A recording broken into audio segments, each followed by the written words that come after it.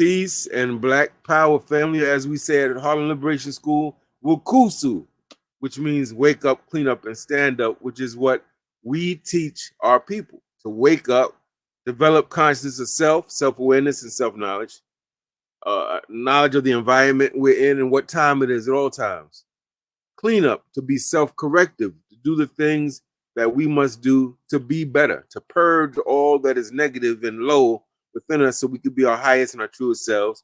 And stand up, you know what it is. It means to exert leadership in our homes, on our blocks, in our communities, in our organizations, and in this world. Family, we welcome you. We know that the channel has been growing tremendously. We gained close to 300 subscribers in the last month, which for us is pretty good. We're on our way to 2,000 and hopefully to 5 and 10, like we were with our previous channel, Black Liberation University, before somebody broke into hacked into my email and caused the channel to be taken down. So we're starting over.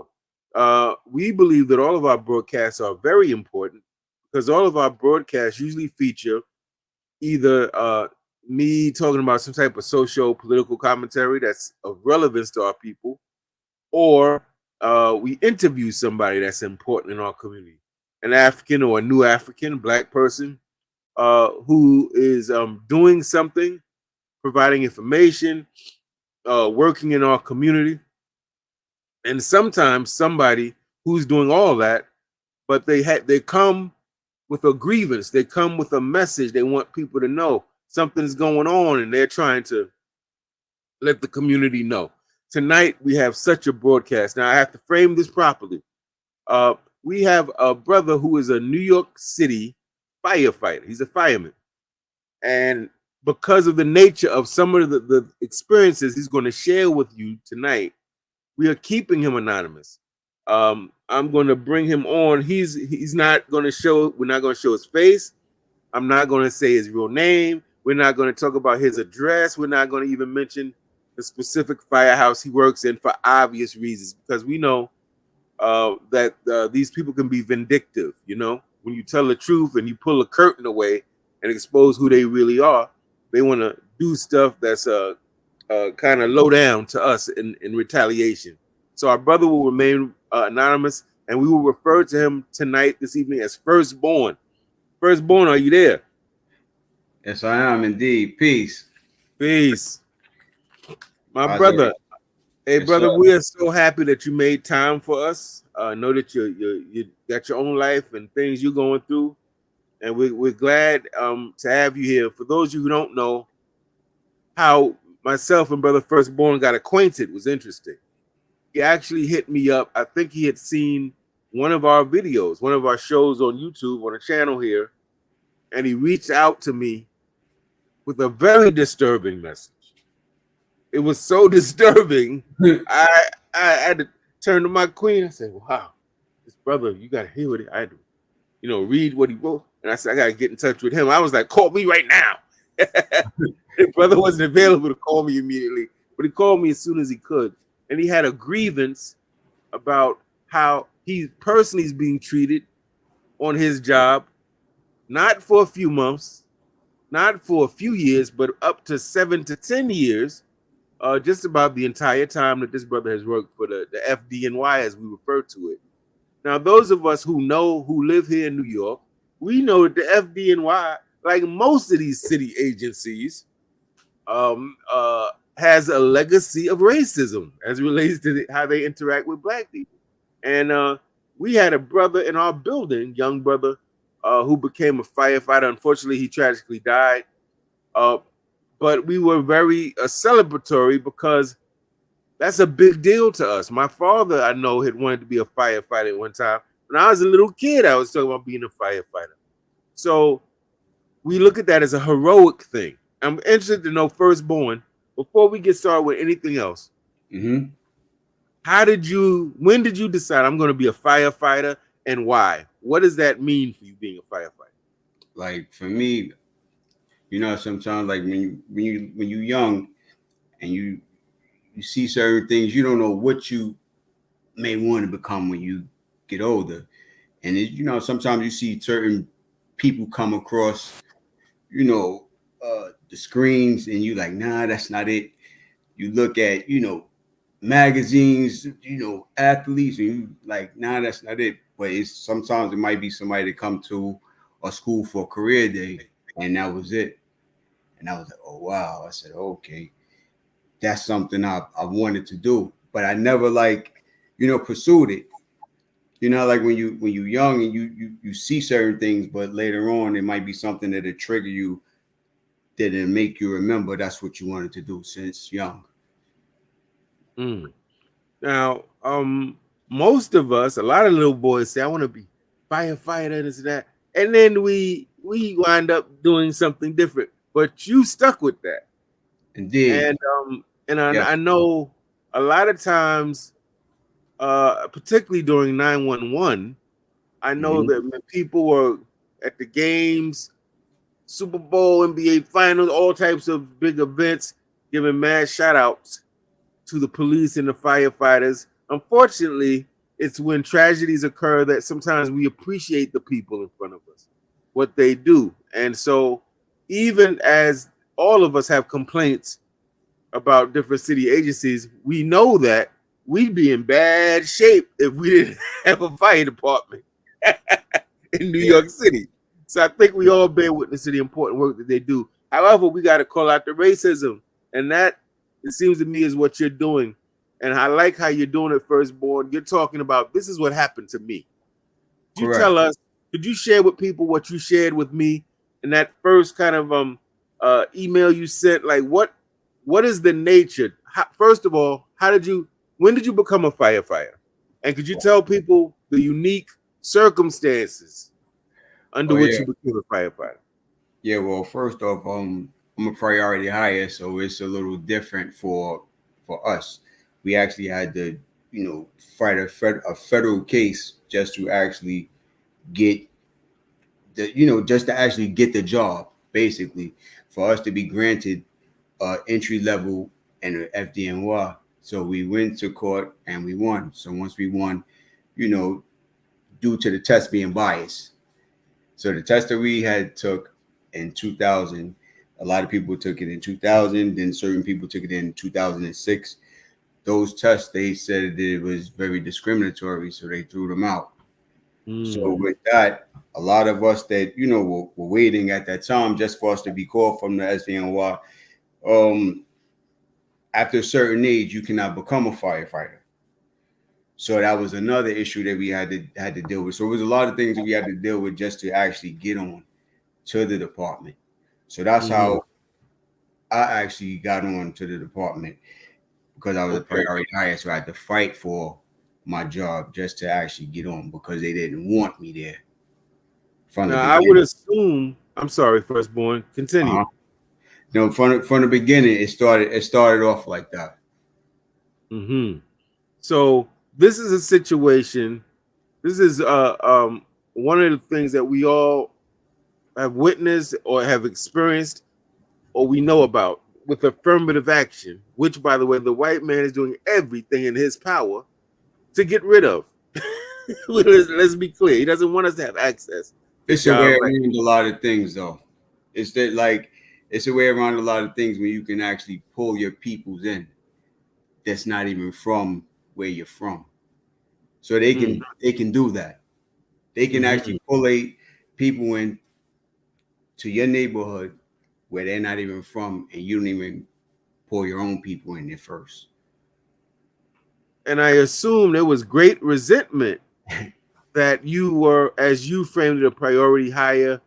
That they may have felt that you skated or you got in easy. Did you ever feel that?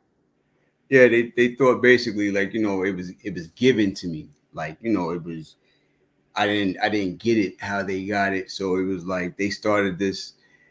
It was a meritmatic campaign, and from that, get it the correct way. You have to get it the honest way, like how we did. And I'm saying to myself, okay, if honesty was the best policy, I wouldn't have to go through what I went through just to get here the first time, Hmm. which was through the courts. And if we're talking about get it how we got it, I did the academy 2 times back to back Wow. Hold on. Let's go. Let's go. Bring that back. How Yeah, long is the academy to be in the FDNY? the academy is 18 weeks. Okay. All right. And so that's more than 4 months. Yeah, so I Almost did. five. Uh-huh. Okay. Um, that's a pretty good amount of time. Me too. Why did you have to do it twice, firstborn? Well, once again, when you don't understand the business that you actually signed up for or actually wanted to be a part of, it's difficult. So when you come in, it's kind of like it's just a jigsaw puzzle that you actually have to put together yourself. Nobody gives you like the rules of engagement. Nobody tells you like how this department is. So with you going into an academy that you know nothing about, you don't know how it runs. So you gotta it's basically learn as you go. As soon as you get in there, it's no such thing as you're gonna know everything and they're gonna give it to you. You have to figure everything out. So the whole thing is just one big mon screw, and you got to make it make sense in the Mm. academy. And at the same time, there's no time to rush. You actually just physically always you're always active physically, always doing something. You're always running. There's no time to actually. You're not walking nowhere. You're always moving at a fast pace. Right. That's just the academy life. But the Right. studying aspect and everything of that too. What they'll do is once you don't know, just like say for instance, like you don't know a hammer may go with a nail, right? You never saw that, and they just giving it to you and just they'll show it to you one time, and then it's like, okay, you gotta know what it is. So it's not one of those places to where that you can actually come in and you learn. You have to get it together. And I So, assume that there's not a lot of support for no, maybe some of the black people that come in. no, there's not a lot of support in the academy at all. I definitely can tell you that. Okay. So even though, and that's typically the case when we have what some people call affirmative action or um priority, they use a race or gender or whatever to give people Correct. certain priority because they're discriminated against. A lot of Uh-huh. times the white people, or if you're a woman, the men will say, oh, y'all skating, y'all didn't do the real work, y'all got in easily, you're using the race or the gender card. But Uh-huh. usually those people work harder, That's a fact. right? They work harder than if there's women, the men, if it's black people, the white people. We work harder, All the right? time. So you just said you went through the academy 2 times. Do it 2 times. And the reason why That's the first crazy. time, correct, the first time the reason why they didn't allow me to actually graduate, they didn't let me go for a point and a half. I seen other people and I'm like, wow, you know what? It was a humbling experience. But you know what? It just taught me something, you know. Okay. So I, now we have some people listening live. Those of you listening live, the reason there's nothing wrong with his camera. It is deliberately off because we're keeping our brother, protecting him by keeping him anonymous. Because we know how white folk do. When you pull a curtain on them, they want to start retaliating and getting vindictive. So we're not going to make it easy for him. We're yeah, not going to mention his name. We're not going to show his image. I think that's just intelligent and wise to do. So even that's why you don't see him. uh, Um, just I'm, even just to it's funny that you mentioned the academy. It just was something that just happened not that long ago. I was at the academy and I had an issue with somebody that told another brother something that was crazy. It was like they told him something that was very egregious and disgusting. Told him to pick up his spit. to pick up his spit, like as in saliva. Correct, off the ground. Like, but it it just was a trigger when you said the academy. You asked me certain things. I'm just Yeah, I giving can us imagine. about that academy. You saying a white man went to a brother and spit and said, "Pick it up." No, no, no. The brother was actually on lawn, and with this brother being on the lawn, one of the DIs, a DI is like basically your instructor. Mm-hmm. When you're in probie school or the academy, you don't know all the rules. Once again, I expressed to you before that you're always moving, so you're active. I don't know if they was, you know what I'm saying, at workout, I'm not sure, but they could have been any place. They could have been doing a workout or a run. And when you line up on the lawns. And that's a respectable place, but so many different things happen on that lawn. You work out on those lawns. So he spit, I guess, on the lawn, and then this dude told him to pick it up. Did he do it? Did he pick it up? I don't want to get into that. That would be something for that brother to come and tell his story about that situation. And it's Gotcha. fresh too. It's fresh Gotcha. too. You understand? So Yeah. it's not something that's way back when. Okay. And the person that made him do it was an Asian person, by the way. Yeah. People think racism is just a black and white thing. There's other people. Those watching, I'm sure you're not dumb. There's other groups of people who are racist toward us. They're in They positions join of it. power, right, and mistreat us. So yeah, I feel that. Let me ask you a question, firstborn. Indeed. I would imagine there's certain jobs. I would think a police officer Mm-hmm. uh, comes to mind where it's highly important that Mm-hmm. your partner or the people you work with be on the same page. I'm a teacher. Teachers when we're in the classroom, we're in our own world. We don't necessarily need any help in the classroom, except if you're like a person working with students who have educational needs. But I would think as a cop and as a firefighter, that your team, it's very important you guys be on the same page. Is that correct? Am I correct in that assumption? And could you explain that further? Um. Well, you're supposed to be on the same team. That's what you drill with. That's what. Excuse me. That's what you drill for. That's what you always are training for, preparing for. If anything happens, you have something in place just in case. Your first option didn't work. There's always options. There's always things you're supposed to drill for just in case of any situation. So if you're prepared, certain things are not supposed to happen, but it's organized chaos, if that makes any sense. Yeah. Now I want to keep going with the question. Mm-hmm. So what I'm asking is, for instance, you can't put out a fire all by yourself, can you? No, sir. Not at all. You can. I mean, you can though, because that has happened. You can do that. Okay. I've, but not as far as like you getting a lineup and you know that takes a team effort. That takes more than one person to do that. There's different positions actually when you advancing with the nozzle and the hose line. And firstborn, since you've been working in FBNY for, was Mhm. it 10 years Yeah, close. Yeah. at least?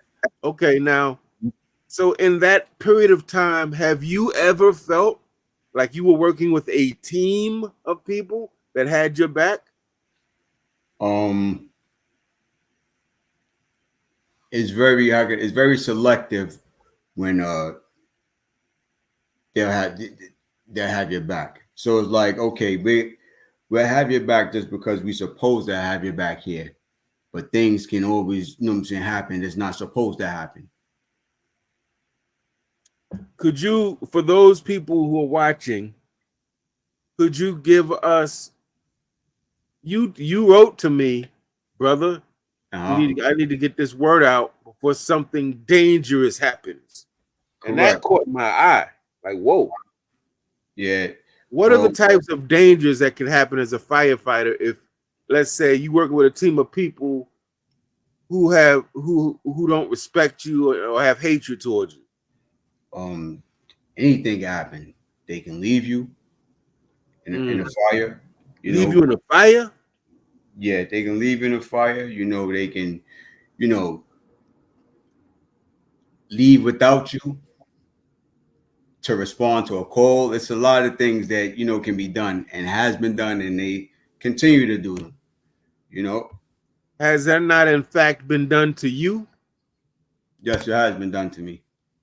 So, because I believe you told me that you, maybe more than once, that you were at the site of a fire helping to put a fire out and Hmm. they bounced on you. Is that correct? The That's crazy. it's Now here's the thing. The first one, it was supposed to be a misunderstanding. Okay, not a problem. I'm just trying to figure out how this situation, is supposed to, what I'm saying, run, because this is one of my first fires. I could have died in that fire, Mm. not knowing the severity of, what I'm saying, like how dangerous that fire was that I fought Mm. until later on. And that, so a lot of things in this business are in hindsight. After And you, uh first of all, I'm sorry to interrupt. Just to be clear for those watching, huh, so you were putting in the act of putting out a fire.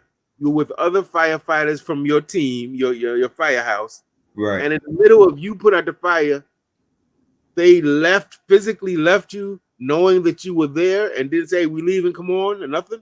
I didn't know that this person was going to jump off the lawn. I didn't know that in a fire you don't actually know, like, you can't see anything. Mm. So when it's banked down, it's pitch black dark, and the only thing you feel is heat. Mm. That's the only thing you can feel. So You how would can't. they normally alert you? How would they What? normally say we out?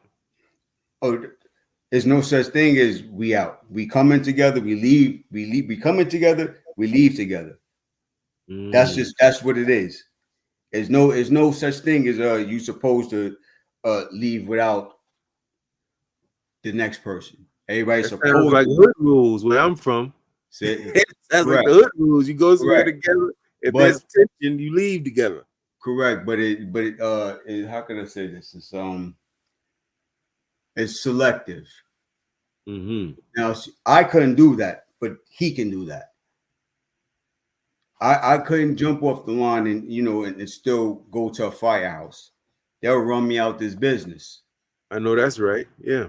But at the same time, somebody can do that to me. And not be punished, disciplined, reprimanded, nothing. No. And it's one of those, because it's two separate. Once again, it's this thing. There's two sets of rules. There's the Mm. FDNY rules, and then there's the house rules. Mm. And when you look like me, and you are not one of them, which is a non-black, it's difficult. So those rules are very interchangeable all the time. Mm-hmm. Very interchangeable all the time. So you don't know. Okay, well, this says that, but you're telling me this. So the rules only apply to certain people a lot of times. So that situation, he was the nozzle man. When it was time for us to actually advance, I don't know what happened. It went a way it wasn't supposed to go. So this person said, he said, let's back out. Oh, not a problem. But I didn't realize, like, back out to is you gonna leave? Like, I had to figure that out later on. Like, you was out of there. But I digress from that situation. That day, I'll never forget that day.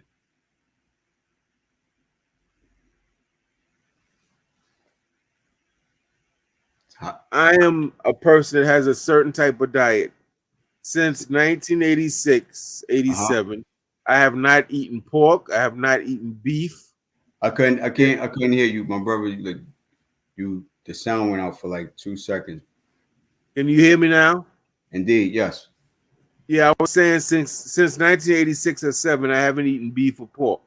Mm-hmm. That's a long time, Mm-hmm. over 30 years. Mm-hmm. If if I was in a relationship, job, any place, and I worked for a number of years, everyone there would know IJ does not eat pork or beef. That would be known. It should be.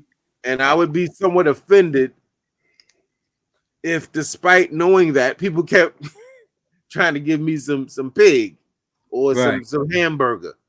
But yet you told me, I think you said that they know you don't eat pork. Mm-hmm. And yet, since the time you started working there and before, and Mm-hmm. yet they'll have dinner and they'll bring you a plate with pork on it repeatedly. Is that Yeah, right? yeah, but once again, it's selective how it's done, and then when it's done. Once again, because there's a lot of misses in this business that for some reason I fall right under that category as everything is just missed, another misunderstanding.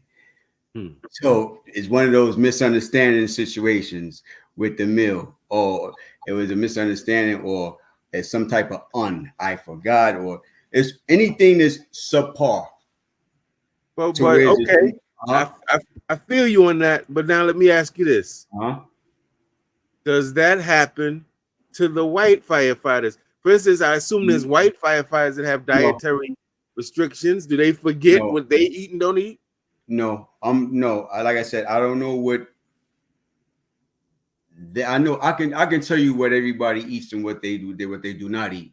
But for Wow. some reason, you can't remember that I don't eat pork. It's only one black priority higher that's in your house. I'm not hard to find, and I'm not hard to miss. So I don't Have understand you like how you don't know that I'm not working. has anyone ever called you N-word or Yeah, some type of animal or mhm, hit you, anything yeah, physical? yeah. Tell us about It, that. say that again. Oh, the N Tell us word. about All that. right, Yeah. one time, I basically it was one time we had went to a function, but I was going to a function. I believe in you can make your mouth say a lot of things, but for some reason, when it comes to certain situations, they don't miss. Whether drunk or sober, it's still the same. It's still the same twist, or it's still the same line that they tether, or just outright just land. It's just you know what, fuck it, I'm going for it. And one dude, yo, what's up, ma? Huh? Mm. My man, who are you? I don't know you like that. And first off, when have you ever known me to actually address anyone like that? So how do Mm. you feel that comfortable addressing me as such? He did like at that point, he didn't even want to hear what I'm saying. So nah, it's not even about that. So he didn't want to hear that. So it becomes confrontational just because of the lack of respect that they have. So Mm. that happens in situations where you may go out with, you know, the quote unquote the guys, when it might be a guys night out, boys night out, or it could be a ceremony, wherever it may be. It's never a time to where that it's a safe place to where that you can go there and you can actually say, you know what, I don't think this is I don't think this is the crowd they might say that word. Or I don't feel that energy of that type of those type of people around. It's the type of energy that certain groups of people that you know what I'm saying have a anti-black disposition about themselves. Mm. Racist. Mm. It's just it's a very type of strong energy that you can actually you can actually see it and you can feel it. You don't even have to say anything to them. Yes, sir. We all, everyone watching this live or that will watch it in the future recorded version knows that feeling. That's black. I refer to us as New Africans. We all know that, though we may not be firefighters. You all know the feeling of being in the supermarket, in the department store. You're looking for a nice little button down. You're looking for a nice little tie. Sisters, you checking out a skirt, a blouse, a pants set, and the same pesky worker keeps everywhere you go, they go. Do you need help? You're like, no. You go over there, you need help. We all know that feeling of someone is doing too much, and most likely it's connected to the fact that I'm black. Indeed, it's never a time. It's never a time to where it's safe. It's never a time you can find a space. Say, for instance, if you go someplace with them and you can say, you know what, this is going to be a safe place. You always have to be prepared for the ignorance. There's never a time that you cannot go someplace and not be prepared for the ignorance. And then they get mad when you don't want to be amongst them. They'll try to alienate you or ostracize you like you've done something wrong just because, you know, you don't deal with my kind. Mm-hmm. So it's a lot of that. They don't want to talk about that. Like, you have people that are a little bit too wayward with their mouth in every situation. So it's like, me personally, you can't respond to every midget. Didn't you say that there was one guy, and I don't know if he's in the place you work now, or maybe he's in a different firehouse, and every time he would see you, the physical contact, On top of that, I was going to get to that. On top of actually, sometimes like you may go certain places and the things they say out their mouth that are, you know what I'm saying, just disrespectful and verbally just outright landish.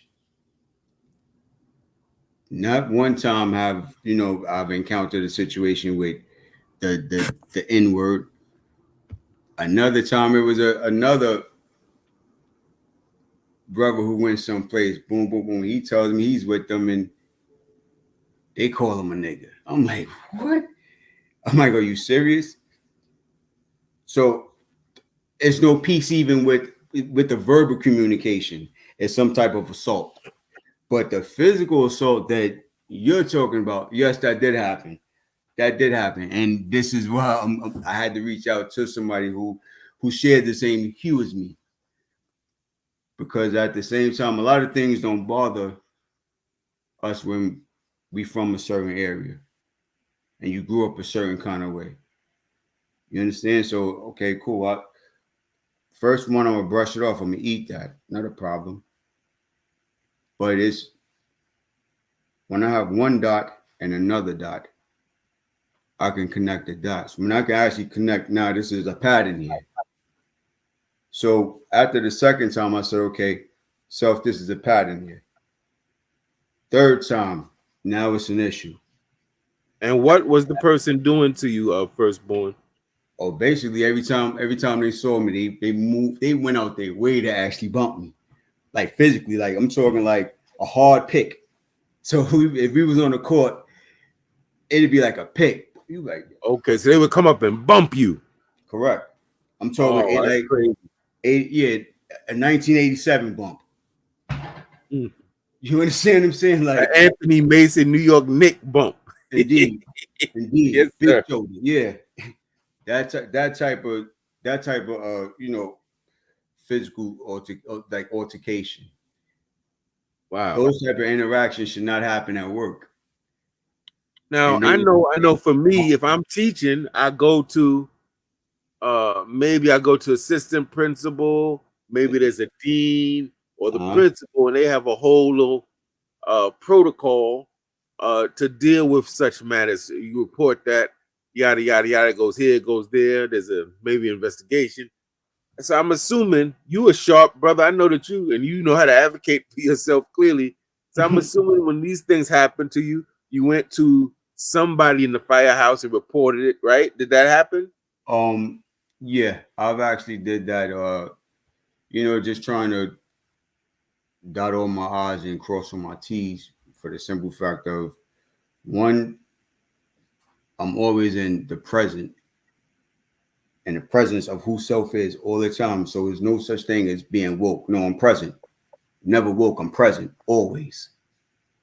So it was one of those situations with this issue. It was never going to stop. I took it to, I took it through the chain of command that it was supposed to go to give you to you know what I'm saying, just to add context of the question you asked me. I took it through that. Okay, we supposed to deal with everything in house. What goes on in the firehouse stays in the firehouse, right? I'm just trying to figure it out. All right, this is supposed to stay in the firehouse, but while is my business and everything about me spread throughout different sectors in this business because you're telling them that. So at this point, the reason why I stated that is because it was supposed to be an in-house thing. Nothing was never done. So moving forward, other situations arose after the physical situation, and nothing. I'm like, wait a minute. So now there's no such thing as what goes on in here stays in here. I see what it is. This is abuse. No matter how you slice it, when you got to put a sign up that says, what goes on in this firehouse stays in this firehouse.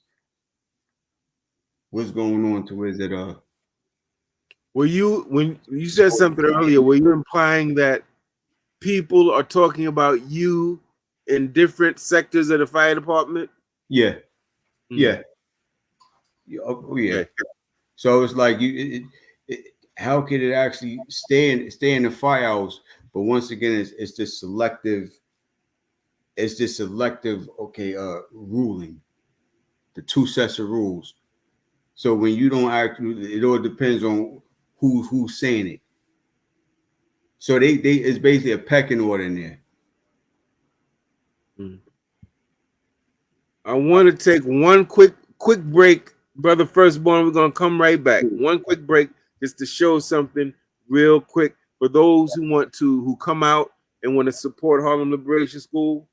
Go a little something like this.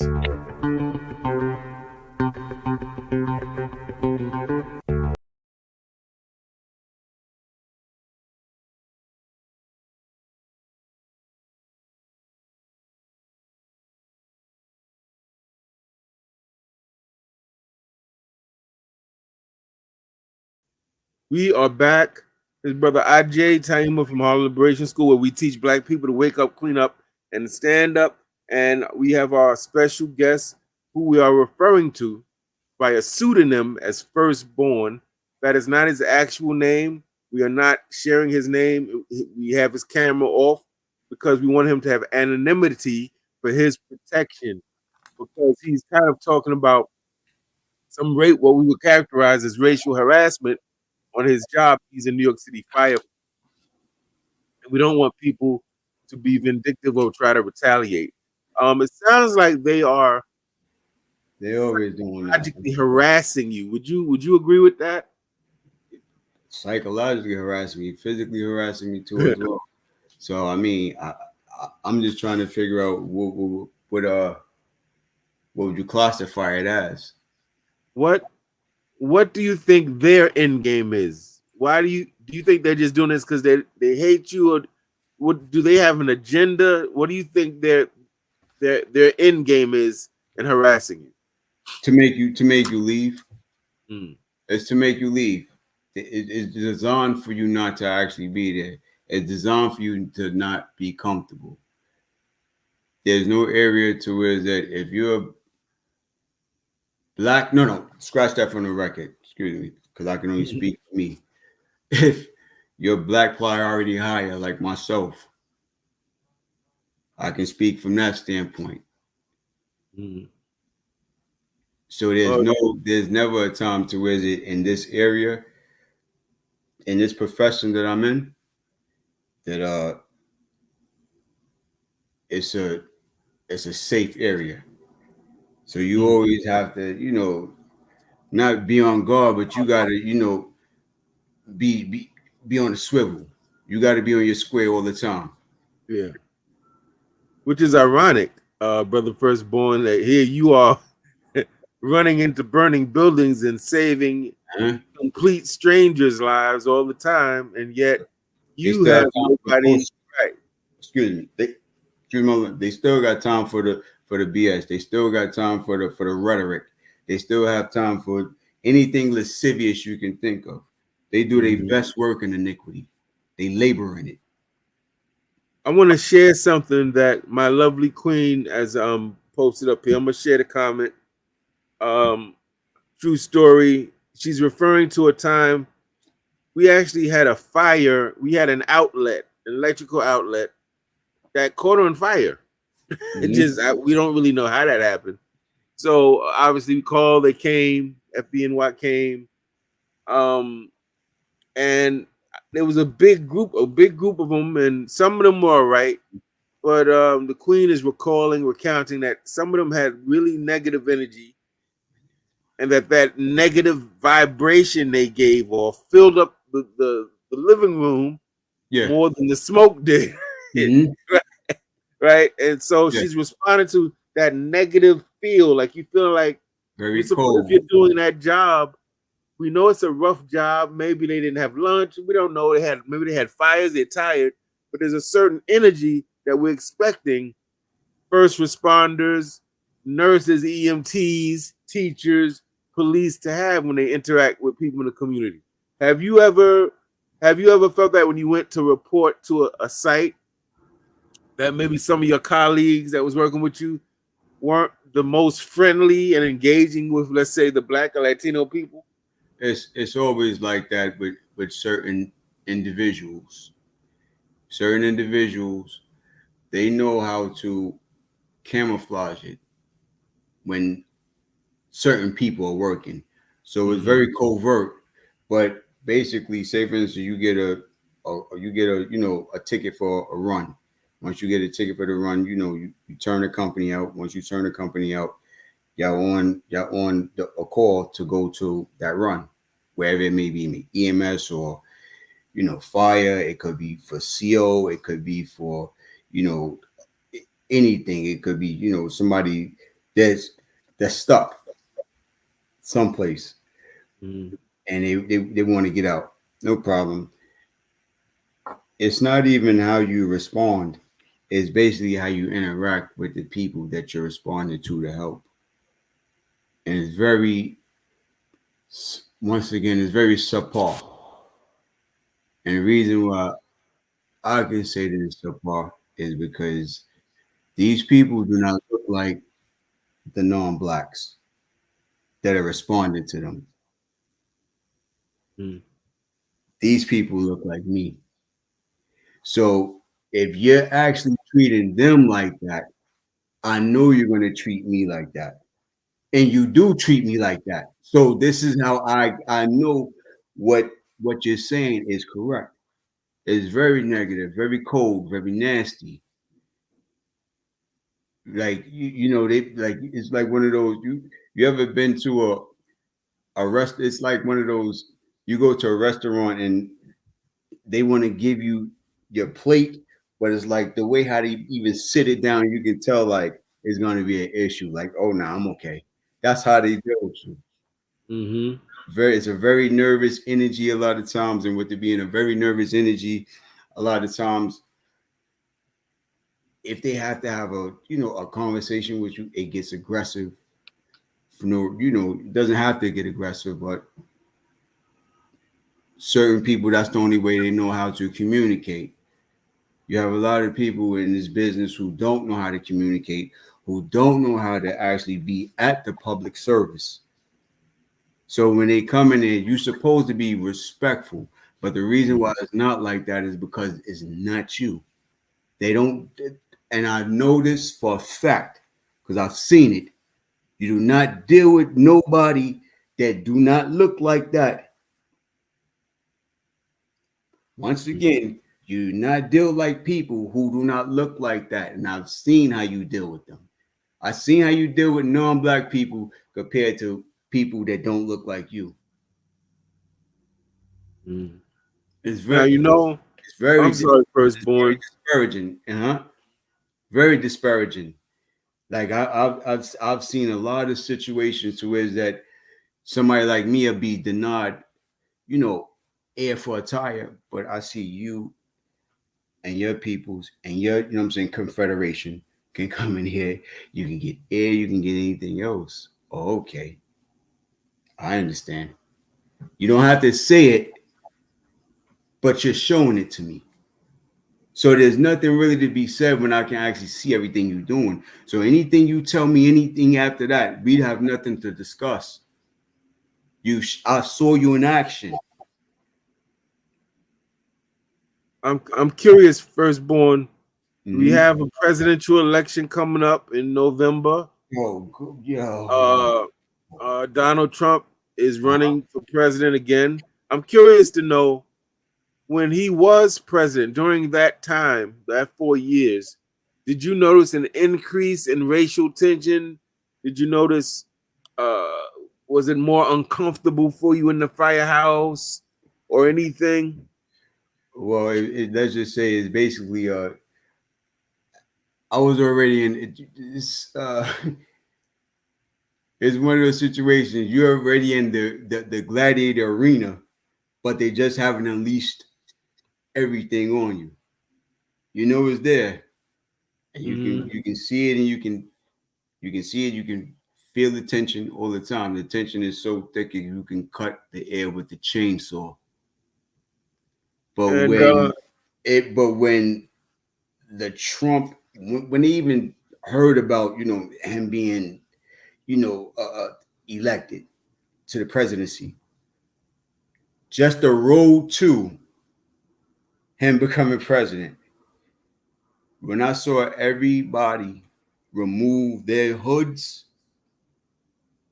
I was like, wow. And there's some things I can say, but I won't. That's why I can say to you, when I saw these people remove their hoods right in front of my eyes, and I have to work with you, that was it was very disheartening, very disparaging. But then you tell me pardon that, my ignorance, huh? firstborn. When you Mhm. say remove their hoods, what do you mean? Oh, me personally, they're clans hoods. You know, Uh, it's like it's racism there, but at the same time, you just can't you can't express to which extent it is. So it's like you may have the temperature on warm, and then gradually it gets up to broil. mhm, And when Trump got into the office, it was up to broil. mhm. It was like, Eh, yeah, everything was, they were so slack with their jaw. Everything that come out their mouth, mhm. it was just very free, very cavalier. You know what I mean? Yeah. You don't see me working here. Okay, so let me check self, because since nobody wants to be responsible, let me be the responsible one. I can't be responsible for anybody else. I can be responsible for self, and that's what I've been doing, taking accountability for me. So I'm curious to know, brother Yeah, firstborn. I just wanted to just like let you know the climate of Trump this Trump era. Any type of Trump paraphernalia that you could put up, they would put up. Anything that was illegal before he was even a president, they would put up. Just imagine you go certain places and they have like a picture or mask someplace. You like, it's just real weird. You like, where am I? You it looks like a circus, Mm. like a funny house with all this paraphernalia. But Do it's you not remember what it was paraphernalia like when in Obama was president? Was there a difference? um yeah, it was a difference. It was definitely a difference. it was a difference it was a different time too as well. But with this right here, no, this was even more dangerous. Mm-hmm. Because when you have certain things that you've been through with certain individuals in this business, and then you see them scaling the White House, that's very troubling. And they want you to work there. Wait, But you're saying a co-worker of yours was scaling the White House on that January 6th or whatever that was when they had the insurrection? correct. Wow, that's crazy. That's But crazy. once again, they do not want you to know this. So they think, if we don't say anything, none of this, he won't catch wind of it. Or nah, it's not like that. We can keep telling him it's like, no, it's not like that. There's too many misunderstandings. There's too many mishaps. There's too many misinformed. But me personally, I wouldn't even say misinformed. I would just say deliberate. There's too many things done deliberately. If I put it like this, if it's too many mishaps and mistakes add up, after a while, it becomes a deliberate mistake. It becomes because after once is a mistake, twice is a mistake. Okay, 3 times. Okay, you know exactly what you're doing. Mm-hmm. That's like Yeah. you understand. So Yeah. so with that, when I saw that them scaling the White House, you can't tell me that what I'm seeing and what I'm experiencing is not what I'm going through. That's not going to happen because now you're trying to alter my reality. Didn't you tell me that one of your fellow firefighters on 2 different occasions broke your hand? Yes, correct, correct, correct. You know, My hand was broken twice. uh, I don't know too many people that that has happened to, and I never said anything about this no place else. This is what thick skin, as they say, and they say you gotta have thick skin in this business, or you gotta you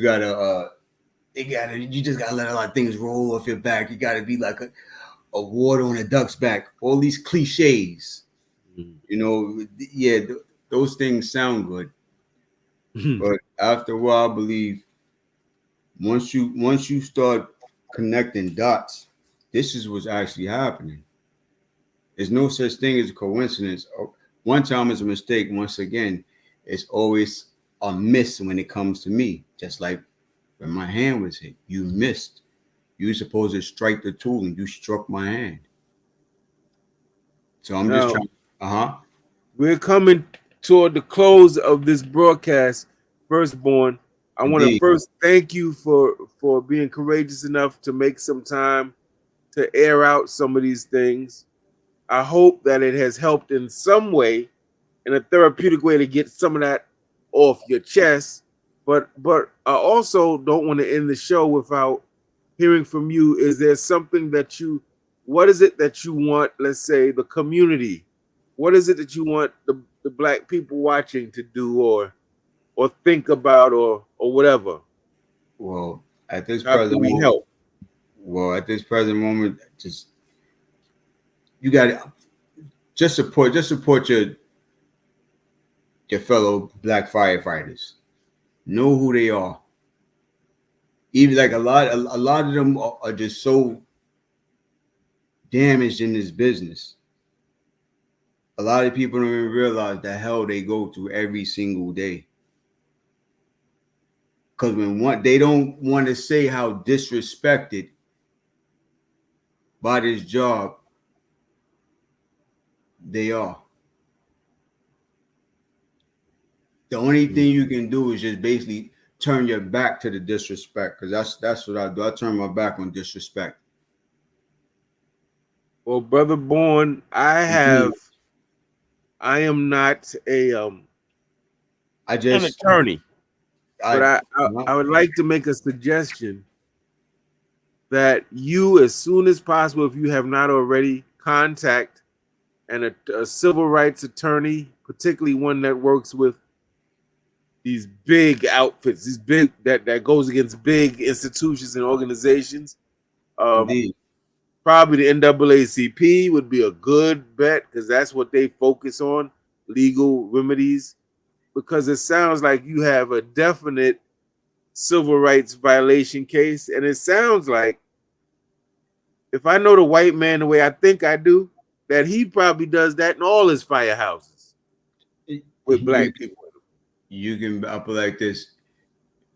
The majority of them, they don't miss. There's never been a time to where when it comes to the anything dealing with race, they don't miss when it comes to a joke or anything tethering the lines of just blackness. It's very anti-black. Mm-hmm. There's nothing there that makes me proud to say I'm a New York City black firefighter, or I'm a New York City, excuse me, I'm a New York City priority hire, a black one that knows they're black. Mm-hmm. Before anything. And that's the big issue in there. Anything that knows they're black is a problem. That's right, and that's everywhere. That's right. Better believe it. It's a major issue. Because anytime I'm saying that you can actually, it's good for you, but it's not good for me. And this seesaw, for some reason, you're like, I'm always down and you're always up on the seesaw. Wait a minute, this is not, it's something else. This is unbalanced here. That's right. That's Yeah, that's right. yeah, That's right. right. It's a good analogy too. Yeah. Yeah. It's something off with this equation. Some of y'all watching probably don't even know what a seesaw is if you're Right. not a certain age, but that's a good analogy. We have like just like 2 minutes, brother Born, but Indeed. we're concerned about you, my brother. We don't want to pick up the paper and hear that you were left in some fire or whatever. Have you thought about leaving the department, or do you plan to stay? How do you see that? Me personally, I'm staying because this is what I've always wanted to do. This is what I've been doing. You know, Mm-hmm. my whole thing is this: community starts with self first. So if you're being, you know what I'm saying, a community within your own confounds and your own neighborhoods, that's where it starts. You don't go outside and then all of a sudden you become, you know, a community activist or just anything that have to do with your community first, putting yours first. Everybody else puts theirs first. Start with you. Have some type of self-pride about self. Mm-hmm. And that's me personally. I do believe in, you know what, helping your own people. You have to. Well, brother Firstborn, we're gonna get ready to close out. Certainly, we have your back. If there's anything that we can do I, to help, please feel free to contact us again. I just need somebody at this point to look into this matter. You know, like the civil matter of this case.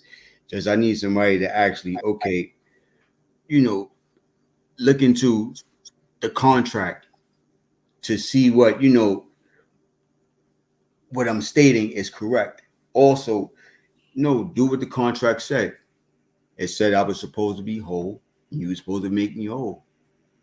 That has never happened. But Well, once, I'll tell you this: I know somebody that has made a few calls on your behalf already, mm-hmm, look for some legal representation for you. indeed, And I guess we'll be finding out. We'll be getting the responses to that shortly, and certainly we'll be in touch with you around that. Most definitely. Those of y'all watching, we want to thank you for spending some time with us. We want to remind you that on the 20th of this month, which I believe is next Saturday, possibly, or the Saturday after, we're doing a teach-in about Project 2025, which is a whole plan, a 930-something page plan, a blueprint that the Republicans have put together, assuming that Trump will get elected. And this is the kind of like, when he gets elected, this is what we want you to do. And it is atrocious, family, what their plans are. And we're going to talk about that, and then maybe talk about what we should do about that. Brother Firstborn, thank you for joining us, a good brother. Thank We're going to you. be in touch. We'll stay in contact. Most. And God bless you, brother. Peace be unto you. We hope that the ancestors and the Most High bless you, keep you safe. Make sure you have a few people that have your back. And certainly count us as being one of the institutions you can call for help or assistance. Okay. Most definitely, good brother. I appreciate your time, and I appreciate, you know what I'm saying, your energy, and I appreciate you giving me the opportunity as well. No doubt. Let me just state this: we are all your sons, your daughters. You understand that's in this department. We your babies that's in this department. A lot of y'all don't know what goes on in this department with your babies. No matter how old we get, we still somebody's babies. We still somebody's kids, man. People don't think about that part of it. It's a lot of things that people don't understand. This is why it's very important for the community to know. It's a whole lot of things I can say, but I'll leave that for another date.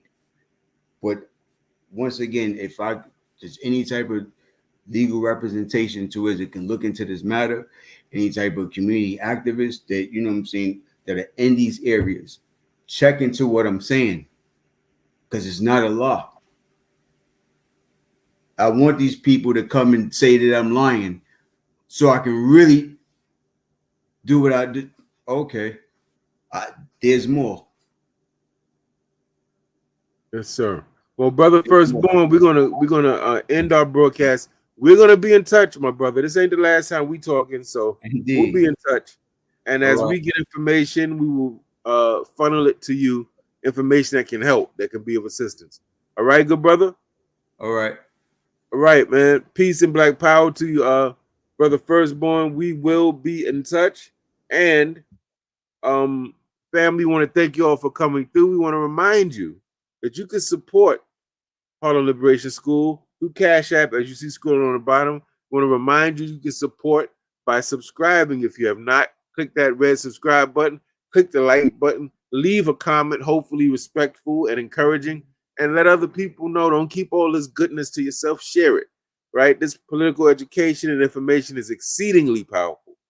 Every revolution and major movement begins with people sitting down and hashing out ideas and sharing ideas, even sometimes mildly arguing, right? And then activating the community. So we thank you, love you, and let's have each other's back, family, because it's about to get hot in the next 4, 5, 6 months politically, and we're going to have each other's back. Peace and black power, family. Wukusu. Have a blessed evening. Thank you.